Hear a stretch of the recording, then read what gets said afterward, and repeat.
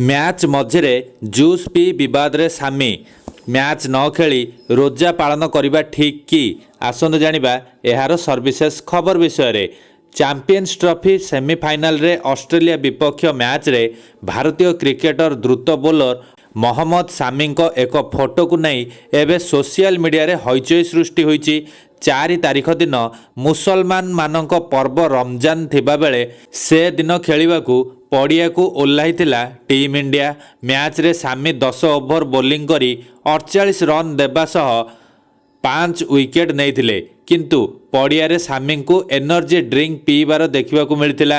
ରୋଜା ଦିନ ମୁସଲମାନ ଧର୍ମରେ ଉପବାସ କରିବା ସହ ପାଣି ନ ପିଇବାର ନିୟମ ରହିଛି, ଯାହାକୁ ନେଇ ପ୍ରଶ୍ନ ଉଠାଇଛନ୍ତି ଅଲ୍ ଇଣ୍ଡିଆ ମୁସଲମାନ ଜମାତର ଜାତୀୟ ସଭାପତି ମୌଲାନା ସାହାବୁଦ୍ଦିନ ରାଜଭି।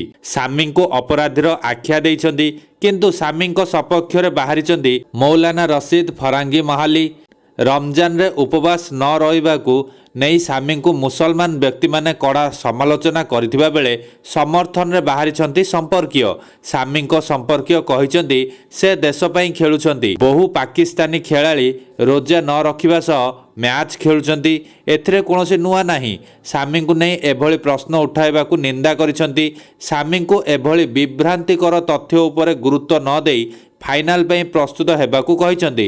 ସାମିଙ୍କ ପିଲାବେଳର କୋଚ୍ ମଧ୍ୟ ତାଙ୍କ ସମ୍ପର୍କୀୟଙ୍କ ଭଳି 9ରେ ହେବାକୁ ଥିବା ଫାଇନାଲ ମ୍ୟାଚ୍ ଉପରେ ଗୁରୁତ୍ୱ ଦେବାକୁ ପରାମର୍ଶ ଦେଇଛନ୍ତି। ଦୁବାଇ ଭଳି ସହରରେ ସୂର୍ଯ୍ୟର ପ୍ରକୋପ ଅଧିକ ଥାଏ। 100 ଓଭର ପଡ଼ିଆରେ ରହିବା ଏବଂ 10 ଓଭର ବୋଲିଂ କରିବା ଭିତରେ ପାଣି ନ ପିଇ ଜଣେ ରହିବ କି? ନା ମ୍ୟାଚ୍ ନ ଖେଳି ରୋଜା ପାଳନ କରିବା ଠିକ୍? ଏସବୁ ପ୍ରଶ୍ନ ଏବେ ସାମିଙ୍କୁ ନେଇ ଉଠୁଛି।